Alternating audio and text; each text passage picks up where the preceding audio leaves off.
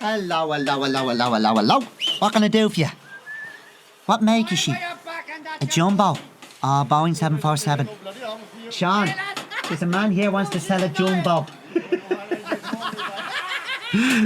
Don't mind Sean there. He's a bit soft in the head. Where were we? Now, a jumbo. Are you looking for a trade-in? Yeah. What did you have in mind? Something small? We've a nice Harrier jump jet out in the yard at the back. Some bloke out of the RAF left her in. She's a bit ropey in the ailerons, but that's easy fixed. Well, like, what were you prepared to spend? What? Ah, you must be joking. She wouldn't get anything under $1.25 million now. They've gone very dear now, you know. What? I know what you're thinking, but the days is gone when you trade in every year for about $500,000 or so. What?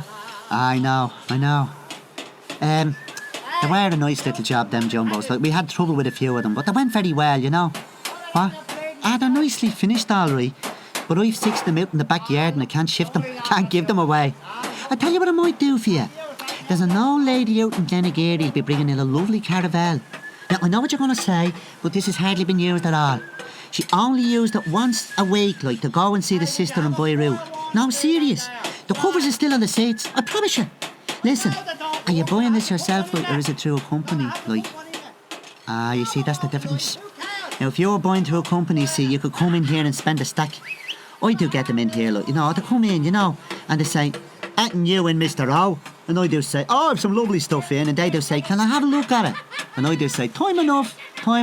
Keep your hair on. Let's go and have a spot of lunch. Get out the old helicopter, out to the Caribou restaurant in Dunleary.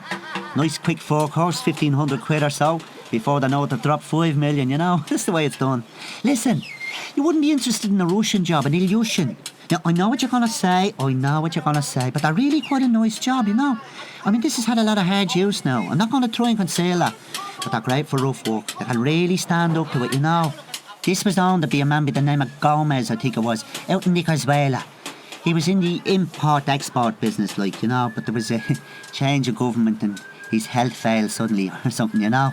Now, I'm not saying you get the parts for it easy, but there's always some bloke has parts for them things up a lane somewhere in Tanzania or Milan or one of them places, you know. What? Ah, yeah, we get them all in here, you know. We'd an Arab bloke in here the other day, bought 2 jumbos for cash. One for himself and one for the wives. I'm not kidding you. Ah, yeah. Ah, you get some gas turbines, all right. I was just closing up one holiday weekend, and this bloke comes wandering into the works. I seem to have a little trouble, says he. I've a trident outside and the little red light keeps coming on. What do you think that might be? And I'm standing there and there he is in the suit and collar and tie and all, and out we go. And there's the missus breastfeeding the child in the cockpit and 7 other kids running wild in the cabin. They've no sense at all, you know. Anyway, all the navigational stuff is burdened out of her. Like there's a month's work in it, you know. When do you want this, says I? Oh, we're going on a picnic, says she.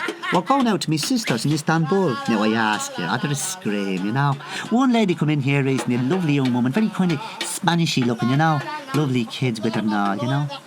Could I have my Hawker Siddeley 125 by 5 o'clock, senor, says she.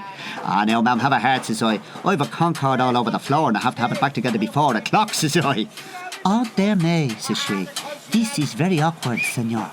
You see, my husband is becoming dictator of our country this afternoon, and I wanted to collect him after the revolution at 6 o'clock. Now I asked you.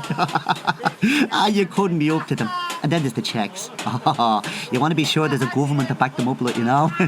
A man might write you a cheque on a Monday, like in the country might have gone communist on the Tuesday, you know. Ah, yeah. We'd one bloke come in here and says he, "I cannot pay you, Herr Doctor," says he.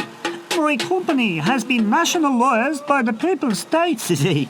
"Right," says I. "Well, I'm nationalising your Armstrong Whitworth turboprop," says I. Oh, God, he was furious. They're a hell. I'd one very embarrassing one in here, though. An Arab bloke come in and says I never seen a cheque like that before. And I was on the point of giving him the bum's rush when it dawns on me. Oil credits he was paying me, and I nearly died of embarrassment when I realised it, you know. I had to take him over to Paris for a meal to smooth it over, you know. Well, listen, do you know what you should do? Put an ad in the papers. There'll be some bloke in Nepal or somewhere give you a fortune for that jumbo through the papers. They use them for towing and that, like, you know. What? Ah, it's no trouble at all. Any time. Mind you don't trip over that hovercraft skirt when you're going out. Hey, man, for God's sake, stop tricking around with that helicopter. There's a man going over the Welsh mountains in that tomorrow.